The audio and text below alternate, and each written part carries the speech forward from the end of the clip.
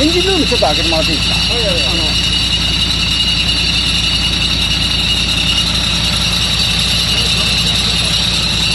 ネジを緩めてもらえれば。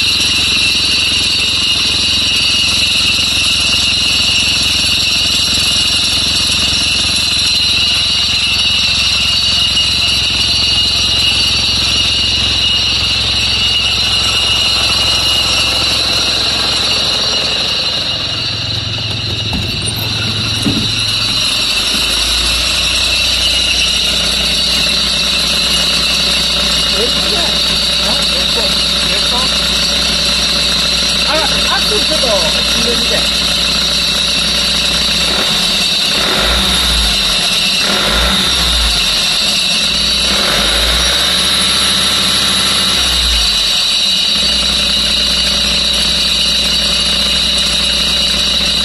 変わらない。変わらないですけど、これがいきなりね、もう消えるだよ。今消えてないけど、何回かあったからこれが。